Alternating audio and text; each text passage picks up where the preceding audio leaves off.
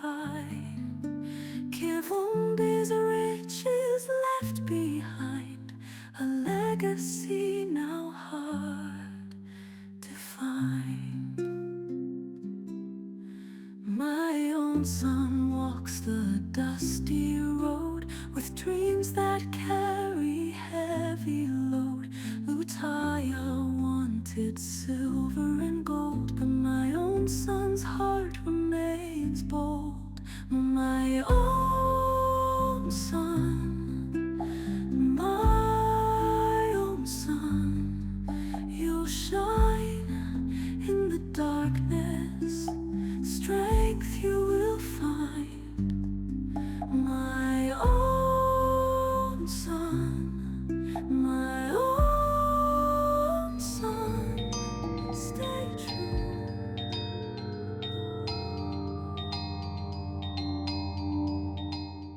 Madam Nisha nina ensonga bbiri ezindese wanene. Nenyavu.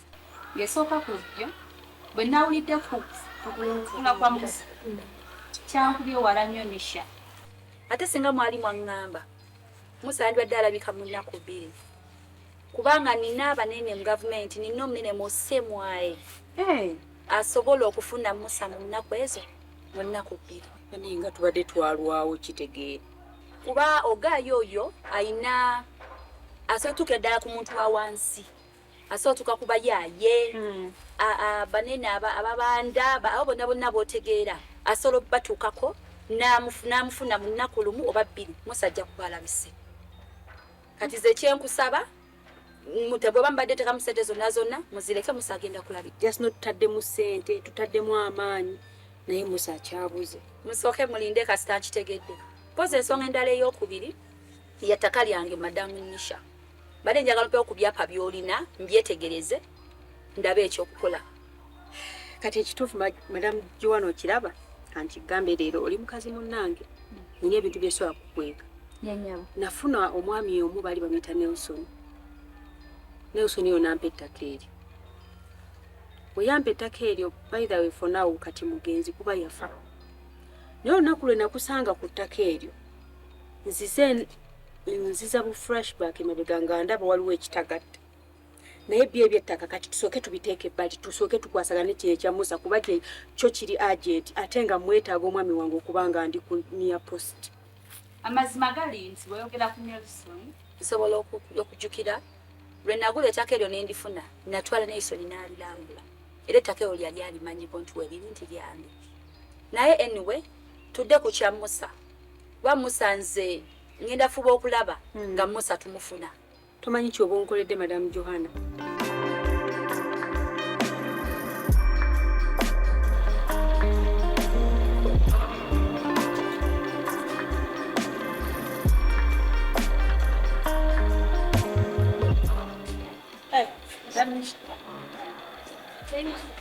Just the next time. Awedda wakyakaliddeko wa maama.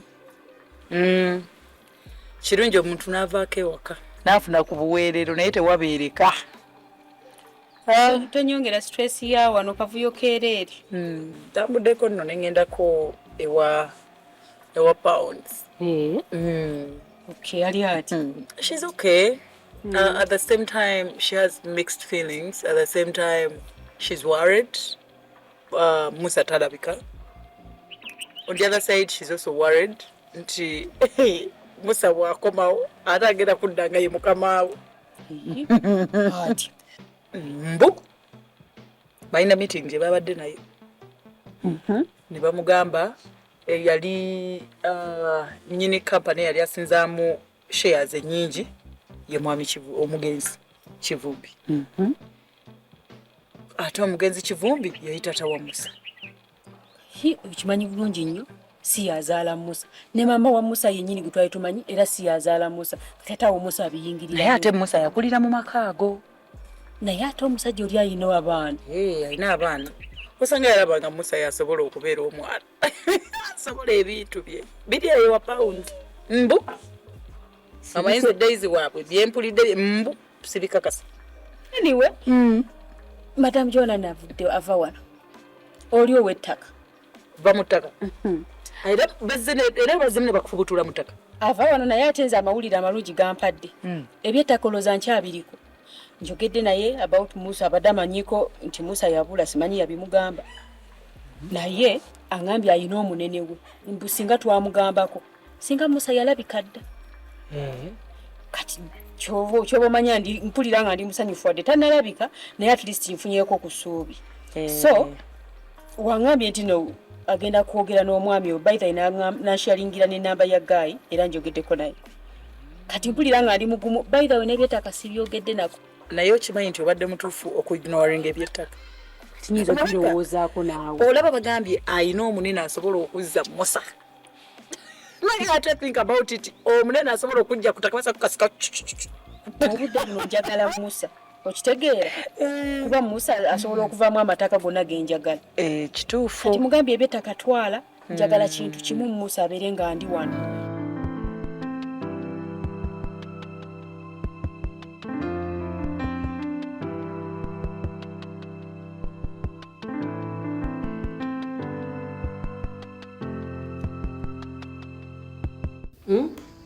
Skana. Kati umaze n'okuba akasimuko. N'otegeera nti nno ndiwonzekka. Ko ggwe kojje ng'osaatuuka. Kiki ky'oyagala? Madam Pounds, okimanyi wofuna solomenti wototereera. Obedda ninda luke. Kyobola nga ebigere bisokedde eno. Skana. Amazima gali nti saagala kwewunza. Era saa kwebuzaabuza mbeere ng'omuntu atalaba kikigenda mu maaso oba ndeke kulaba biki byoliko. Skana, totawaana kunkwana. Sisobola kwagala musajja alinganga gwe. Obulamu bwange, omutima gwange guliko oyo Musa gw'olina ewuwo. Era kwesibidde. Kati tomala budde. Madam Pounds. Wentunula omukyala nga ggwe nga alumwa olw'omukwano. Olina ssente, olina buli kimu. Naye ng'olumwa olw'omukwano kimpisiza ddala bubi. Skana, wano otega ssente oba otega mukwano. Anyway, tokiddamu. Naye saagala omale budde bwo. Sisobola kwagala era totawaana kujja wange kunkwana olidde. Badde nsaba Madam Pounds, at least ongezeeko olabe. Ngezaako obugeza olabe. Nja kuwagala. Tekaseera okwata eryakuleese.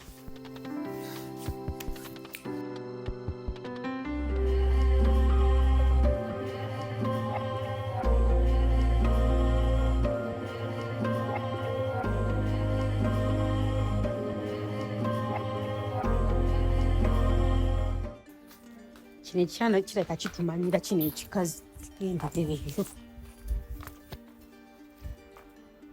Kati gwe nnyabo leero akamanyira okukakoma leero. Olwaleero luno kwata ebibyo tambula otuviire fuluma geeti eno. Ate no tuli kugamba tuli serious sizze wano mu muzannyo. Madam Nisha, laba okigamba tekifaayo. Kisaze na ojja kusalako. Bakugamba. Olaba gwa akamanyiro kokootuleetako leero kakoma leero buli kyonna ekikyo kikwate fuluma geeti eno omuntu abadde akusiba wano takyaliwo leka fe abamuvunaanyizibwako tumunoonye negwe tomuyinaako buyinza yadde. Wabula kati gwe tugenda kukuba. Tugenda kusakula, tugenda kwambula. Wogenda okumanya nti muffeffena gutaba nti nze noono ffe tusaana okunoonya Musa. Laba guno gunnamudigu wabula tugenda kukuba gwe. Kati mudduka ki? Ani adduse golabewa ani adduse wa? Kale. Kati munku twagala ofulume. Kale, salawo. Bw'oba oli mukazi gisaale kale. Salawo. Wabula salawo kukusekule gwe. Asala. Madam Nisha kisaze. kati mmwe nja kuba n'ababadde babamanyi babeerabire saagala kundeetako kamanyiro n'obatunuulira gona gulinga enjovu kale mulatawa mukubatemwekenya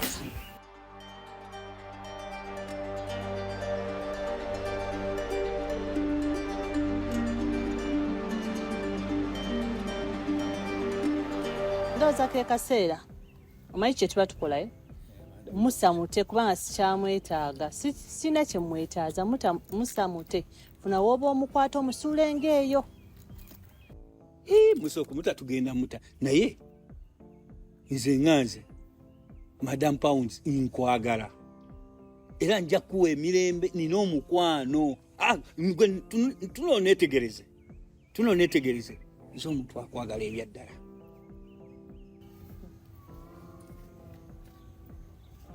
mugyebaleko kino si kyekiwala ekyajjawuli nga kikunoonya Neshaki oyagala ki? kati mwababiri katemba mwagenda koma leero sikaana nkoyo okumbuzaabuza mbu ono boosi wo kumbe ng'olina mukazi wo nkoyo okunnimbalimba Shaki onagamba mukama wange era yampa bizinesi zenkola. naye ku myaka gy'olina wandibadde okyalondoola omusajja ku myaka gye nnyina nkyalondoola omusajja sikana weekwatekwate n'oguntu gwo mugende kuba meeting ewedde sokoleki madamu ani gw'oyita ekintu nze gw'oyita ekintu osobola okusinziira n'ompita ekintu ggwe oba olowooza nti nange ndi mukozi wa bikolobero nga gwe omuwambi w'abantu nze temusobola kukya n'empamba abantu mwegasse muli bakiwamba bantu no sense n'okiwulira mbu ekintu kyo Madam Pounds badde nsaba kunsonyiwa naye kante mpaako naawe mulowooza mugenda kumbuza okulemererwa nnyalo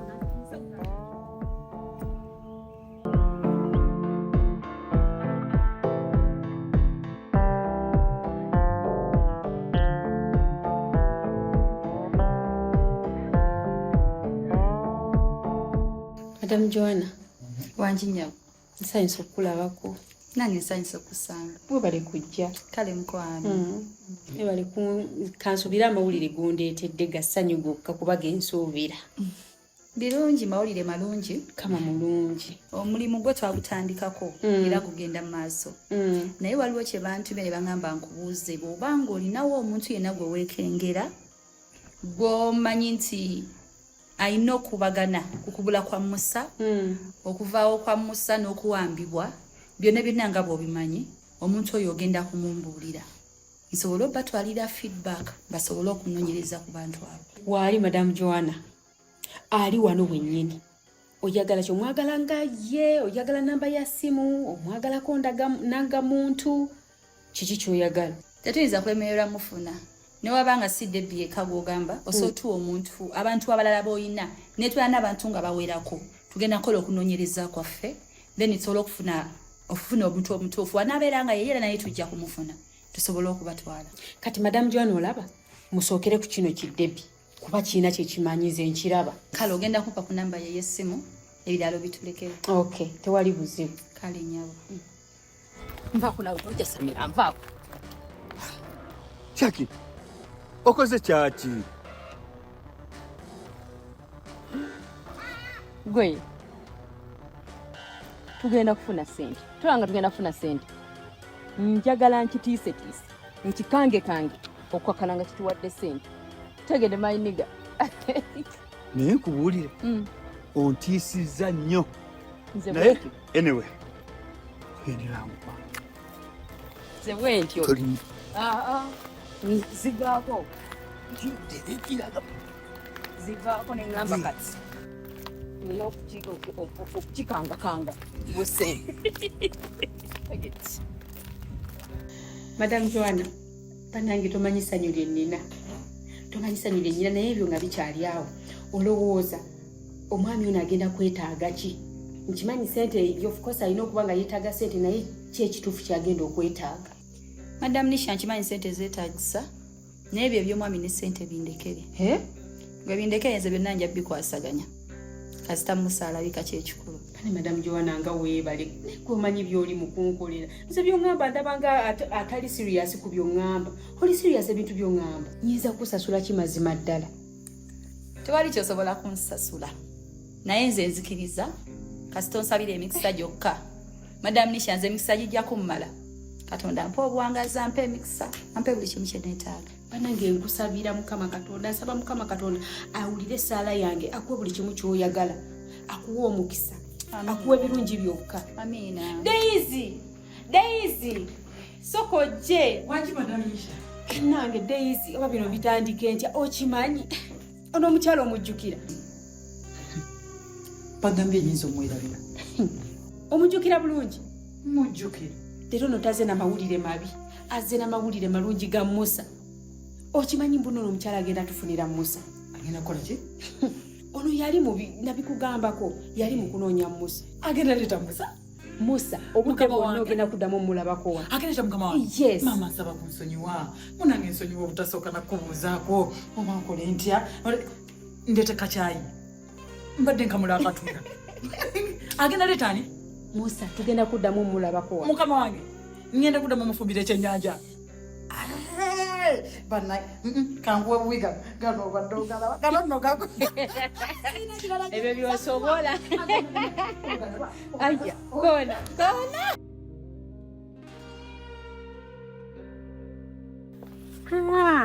Madam Johanna, Kwanje Nisha. thank you for coming. Banange you're welcome. Kabale kujja tulabako. Kale mukwano. Tuleetera ku mawulire amalungi. Kale nyabo.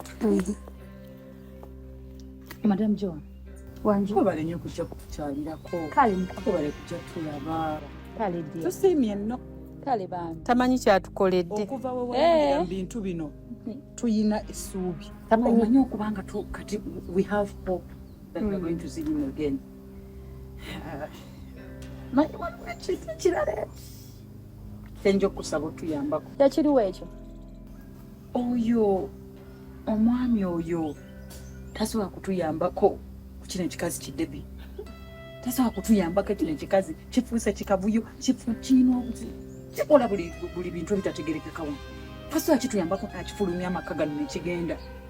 Gwe Justino nti bw'abanga omukyalo oyo ali mabega w'okubula kwa Musa oba okuwambibwa kwa Musa ng'abirimu wanaliwo kaseera kati nino. Mukama Katonda wange omulungi nekimala kiba. Madam Joan Gwomanyi kyaba atukoledde. genda kukola pati Nga kifulumye geeti eyo. fulumye tugenda kukola omukolo. Mukya mulina okumanya oba buntu butini nnyo ku nze. Uganda kati we yatuuka kasita oba ne connection. Connection kituufu nnyo kyoyogera. Ekyo ekikazi Wabweru naye nga bambi thank you so much wabale kujja tulabako. Bwe kyoba omanyi okukyalako like okujja wano tekitulese kyekimu. We are so happy ate nga tuyina essuubi nti obudde bwonna Musa mulaba mu lujja luno. Buli kimu kigenda kuggwa. Thank you. You're welcome. Kale webale tulabako ba. Kale mukwano. Mbasabira mikisa gyokka. Okay. Leka Mukama ateekemu obwangu mu bintu bino bisobole okutambula. Kale mukwano. Era nzikiriza bigenda kuggwa bulungi. Kale dear, thank you so much. Kale nnyabo. Tujja kuba twogera. Kale nnyabo. party after party. Sibali basideyo, lelo basideyo. In the fields where the stars collide, blue tiles great could never hide. Kivumbi's riches left behind, a legacy now hard to find. My own son walks the dusty road with dreams that carry heavy load. Lutaya wanted silver and gold, but my own son's heart remains bold. My own son, my own son, you'll shine in the darkness, strength you will find. My own son, my